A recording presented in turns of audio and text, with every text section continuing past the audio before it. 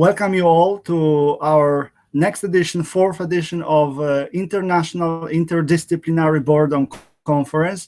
I'm very pleased to finally meet you, and I'm very glad that so many people come at this very early hour. So without further elongation of this introduction, I would like to thank all the participants, all of you who come here and who wanted to participate in our small to medium conference and create this event. And I would like to also thank Josefa Ros Velasco for co-organizing this event. She is a wonderful co-organizer, and she is in charge of technical issues during the conference, and she also will be participating in this introduction as well. So this is our sharing moment. Without further elongation, in this short introduction, I'd like to share with you some memories, maybe shortly, about the conference, then about the current conference, a few words about current conference, and then I give the floor to Josefa with technical issues. So first of all, aims of the Boredom Conference. When I started this event 6 years ago, this was 4 aims. Maybe some of them are now starting realizing, thanks to Josefa and the initiative of the Society of Boredom Studies and the foundation of this society. So first was encouraging researchers to include boredom into their interests. And we have the many great examples of this. That we research different things, and now we think, how to use my expertise to elaborate, to research boredom more thoroughly. So I hope this works somehow. Secondly, creating space for discussion concerning boredom issues and linking up researchers. And I hope that it also will work. We start to building up the network of boredom researchers. So it's growing. I can say that it's growing.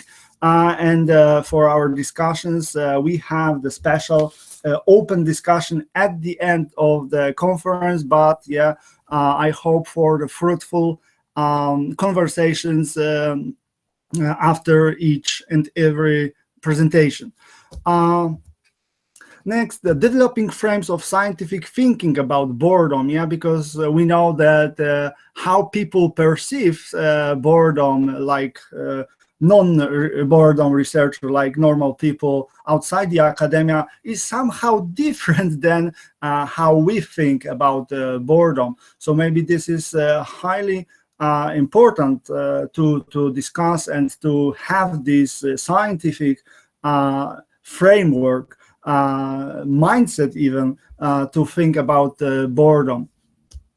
And a very important issue for me when I started this initiative, and it is still now, that it should be interdisciplinary, that we should not be closed in our particular disciplines, like psychologists and sociologists never spoke to each other.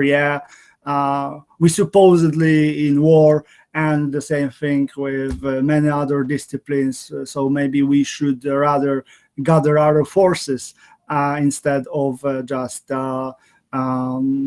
besieging each other's in our castles. So this was the main idea of the conference as well. And promoting a positive model of non-boring scientific conference. It goes differently. I had this experience of 3 editions. So some of presenters were very interesting, and some other presentation maybe a bit boring, but still I advocate this that scientific conferences, to be scientific, don't have to be boring. So maybe this is some model in the future for this to come. Reality. As I said, this was the 4th edition. I do not bore you with the details of the previous editions. The major change is that the previous 3 editions was in Poland, in Warsaw. But I thought that this formula of conference is ended, is somehow run out of steam. It's no longer valid. Because it's boring to have the conference, especially about boredom, in one place. Yeah, it's a bit boring how many times you would come to the same place. Yeah, like Warsaw, but it can be any place.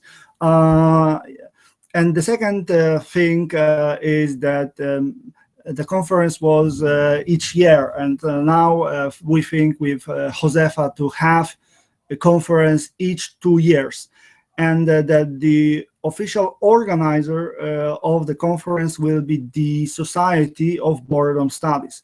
So this conference started as my own initiative as a PhD student at the time of University of Warsaw, and now finally, yeah, we can say that it will be a major thing. Yeah, so we have the whole organizing committees, and I hope that future conferences will be held in many different places. Yeah, we have many editions to come, hopefully.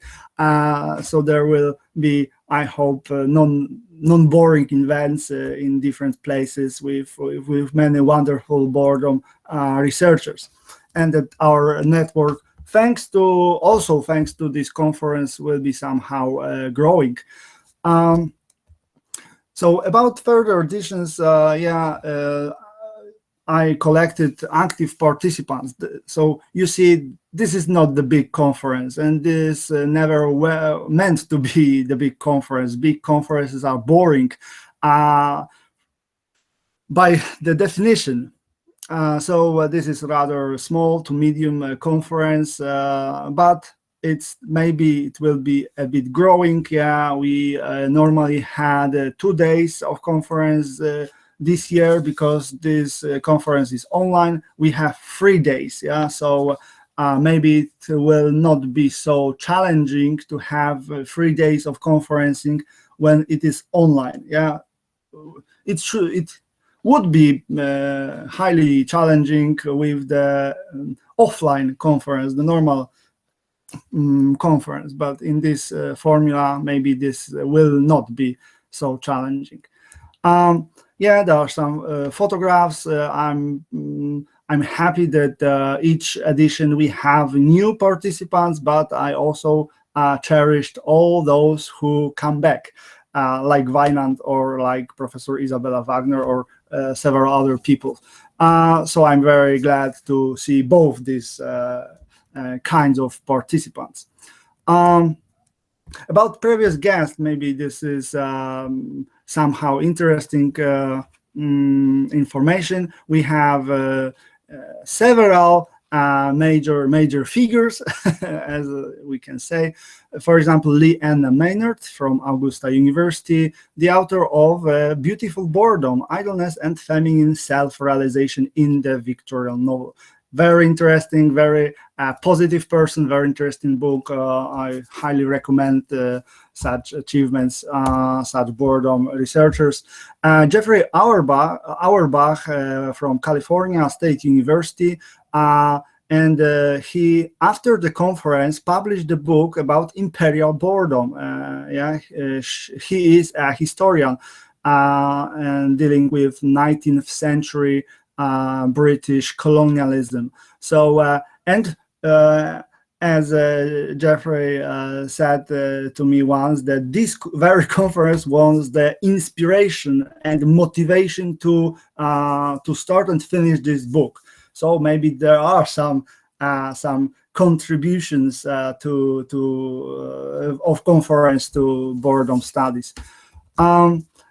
Carlo Salzani also was participant of the conference. He's an independent scholar from Germany. Maybe you know him from this edited book with Barbara Dalle Pezza, Essays on Boredom and Modernity. Yeah, very classical work, I suppose, in boredom studies. And the last, Linda Caldwell.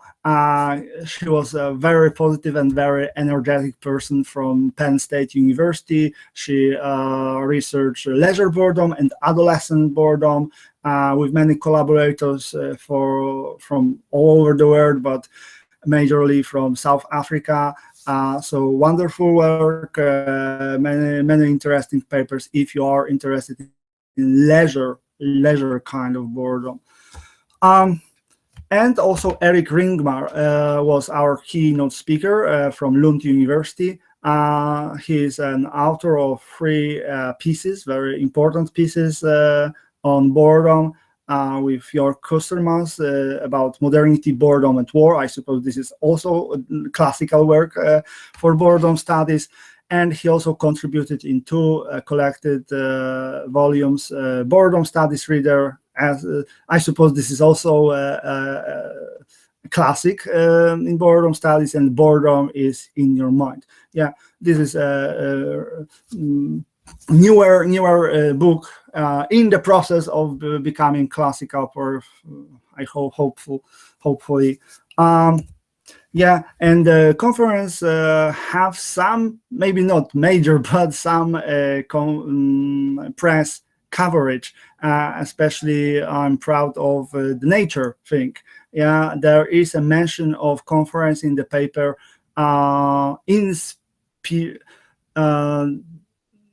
for which the inspiration was the conference, in Nature, Why Boredom is Anything But Boring. We had also our own academic journalist, the 2016, Randy Malamud, who was present at the conference and wrote a beautifully written piece in Times Higher Education. Yeah, very good and interesting article. I highly recommend it. So there are some successes of conference in the past. And for this very edition, we will continue the tradition that we are highly interdisciplinary, and maybe this is the value of this conference. I hope that this is the value of the conference, that we can learn from each other irrespectively of our discipline.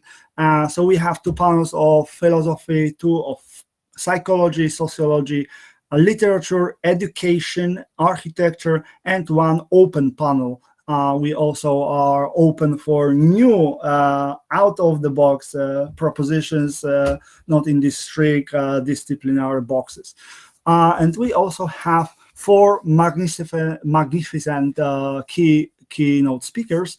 First of those are Wijnand van Tilburg. Yeah, he is present now. I'm very glad, and we met before at the first edition. But once again, yeah, we have this circle, and we come back to the beginnings. Yeah, I suppose I don't have to introduce our guests, but there are many important papers.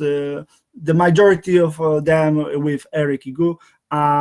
So he's a wonderful researcher, boredom researcher, and we are glad to have him here. He also is involved in our society, so there's a lot to say, a lot good to say about him. Another keynote speaker is John Eastwood. Probably the majority of you know him from many years. He's involved in studying boredom as a psychologist as well, from York University in Canada, and he authored with James Dunkert the recent publication Out of My Skull, The Psychology of Boredom. Yeah, after so many years of researching boredom by many psychologists. Yeah, finally we have the book Psychology of Boredom, like Philosophy of Boredom by Spencer. So this is a great achievement, I suppose, and the book is very good, and it reads well. It's not boring, for sure. Another keynote speaker, ANDREAS ELPIDOROU, I suppose that this is how it's pronounced, from University of Louisville in United States. He also have a new proposition, the book Propelled: How Boredom, Frustration, and Anticipation Leads Us to the Good Life. He's an advocate of the regulatory theory of boredom. So this is this connection between philosophy and psychology. And the idea that boredom is somehow positive for our survival as a species, and is good for many reasons. Yeah, and have many functions, significant functions for our being in the world. And the last keynote speaker, sociologist Michael Gardiner from Western Ontario University from Canada. He's a specialist on Bakhtin and sociology of everydayness, something like this, I suppose. And he famously co-edited with Jason Haladin, Boredom Studies Reader. So this is the major contribution to boredom studies directly, but he has also many interesting papers about sociological elements in boredom. Yeah, so boredom from the sociological perspective. So I suppose this is only highly interesting. Yeah, I want also to introduce the new web page of the conference. Previous web page started to be too expensive to continue to update it. So we have a new web page for the International Society of Boredom Studies, and within this web page we have this sub-page for Boredom Conference. So there you can find the actual conference program and many other details like abstracts. And I would like also to remind you or inform you that at the very end of the conference on Saturday, we have a short, maybe not boring, hopefully not boring, a presentation of our society, International Society of Boredom Studies. So then we will introduce some details, present some details about the society, how to join, how it can benefit the members, what are the aims of and rationale for this society, what our future plans maybe are, this kind of stuff. And we strongly are hoping for your suggestions, your ideas maybe for further advancement of this society. Maybe you have some questions. We will gladly answer all of them at the time allow us. Okay, and I suppose this is the part for Josefa. Yeah, thank you there, Mariusz, and thank you everybody for being here, making possible the fourth edition of the Boredom Conference. And to continue with this introduction, I want first of all to let you know that the well-known publishing house, Walter de Gruyter, has shown its interest in publishing the proceedings of this encounter, which is a very good piece of news. I've been in touch with you all after the conference to share the details of this project. But for now, I can say that perhaps 10 October will be likely the date to send to us the final version of your papers. Now I will say a few words on some technical issues for the conference. Thank you, Mariusz. Speakers will have 20 minutes to present their papers and 10 minutes to answer questions, except from keynotes, who will have 50 minutes for their presentations and 10 minutes for questions too. When 2 minutes are remaining to have to finish your presentation, I or the moderator of your panel will press the raise hand button as a kind reminder. So you are going to listen something like this sound. Okay? So, and then you have 2 minutes to conclude. You can ask questions at any time during the presentation by posting them on the chat box. The moderator in each case will collect all of them and read them out loud to the speaker during the last 10 minutes of their time. And don't worry if some question is not answered. We will have a discussion panel the last day in which we will bring back the questions that have been left unanswered. This next, during the breaks, the room will keep open, so you can exit or enter at any time, or even turn on your microphones to talk each other informally. Please, concerning that, keep your microphones off all the rest of the time unless you are moderating a panel or presenting. And very important question, to share your presentations, you have only to click on the Share Now button. If you're using Google Chrome, which is my recommendation, in fact, you will have the option of sharing your screen, just a window or a tab. But if you are using, for example, Safari, you can only select the Share Screen option. So my recommendation is to go for Google Chrome. Please share. Remember that you can activate captions, subtitles to easily follow the presentations. If English is not your mother tongue, as it is obviously my case, this is in the third button between the raise hand button and the video button. And yes, now finally, please be aware that the conference will be recorded to upload the videos to the ISBS, to the Society YouTube channel, and to the website. And after the conference, you will receive a consent you can sing or not to give us permission to share your presentations. So now if you have any questions, you can raise your hand. And if not, we will remind this from time to time during the conference, so don't worry. And now we can, if you want, Mariusz, just to start, to give place to the first panel, which is Philosophy Panel 1. And thank you for your attention.